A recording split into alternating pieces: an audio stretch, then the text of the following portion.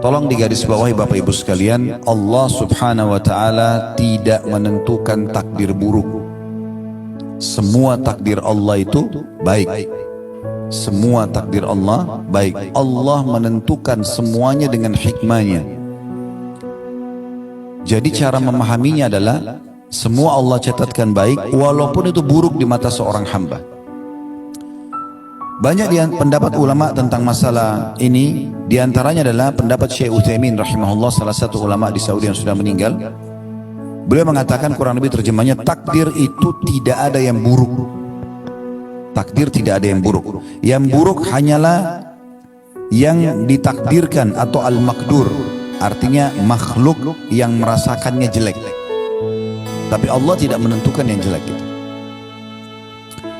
Takdir jika dilihat dari perbuatan Allah, semua takdir itu adalah baik. Sebagaimana disebutkan dalam sebuah hadis, kejelekan tidak disandarkan kepadamu ya Allah.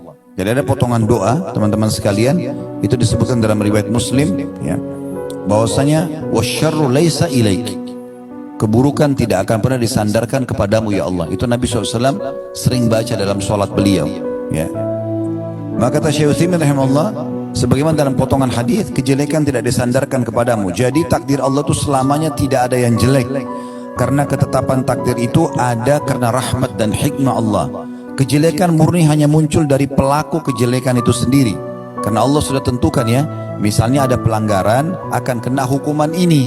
Nah, karena dia melanggar, dia kenalah hukuman tersebut. Nah, biasanya orang anggap itu adalah takdir buruk, padahal sebenarnya bukan takdir buruk, itu takdir baik. Bahkan seringkali Bapak Ibu sekalian, ada hal-hal yang kita anggap buruk, ya, padahal sebenarnya itu bentuk kasih sayang Allah kepada seorang hamba. Nanti akan saya berikan contoh dalam masalah itu. Saya selesaikan dulu apa yang dikatakan oleh Syekh Utsaimin rahimahullah. Kata beliau, jadi kejelekan itu murni hanya muncul dari pelaku kejelekan, sedangkan Allah itu hanya berbuat baik selama-lamanya. Ini beliau jelaskan dalam syarah hadis Arba'in Nawawi beliau di halaman 88.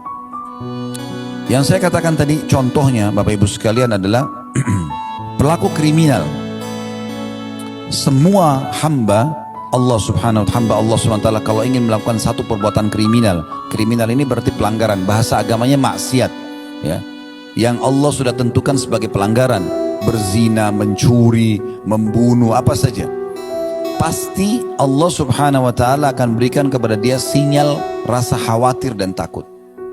Di saat dia mau masuk hotel berzina misalnya, pasti ada rasa takutnya, rasa khawatir. Dia mau mencuri begitu, dia mau membunuh begitu, supaya dia tidak melakukannya. Dan Allah maha tahu, kalau dibiarkan dia melakukan, maka ada konsekuensi hukuman.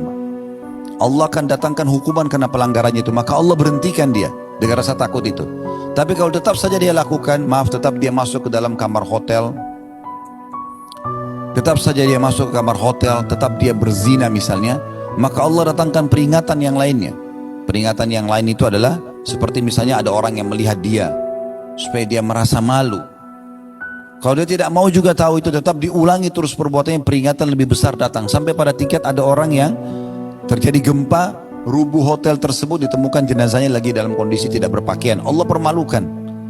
Itu pun semuanya dengan hikmah Allah subhanahu wa ta'ala. Karena kalau dibiarkan akan lebih berat hukumannya nanti di akhirat.